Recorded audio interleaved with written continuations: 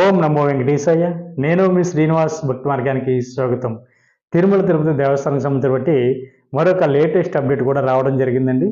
ఎవరైతే జూలై నెలలో తిరుమల వెళ్ళి శ్రీవారిని దర్శించుకుందామని భావిస్తున్నటువంటి శ్రీవారి భక్తులు ఎవరైతే ఉన్నారో, మీకు రేపు ఏప్రిల్ నెల 24వ తారీఖున ఉదయం 10 గంటలకి రూ. 300 స్పెషల్ ఎంట్రీ దర్శన టికెట్ అన్నది టీటీడీ విడుదల చేయడం జరుగుతుందండి.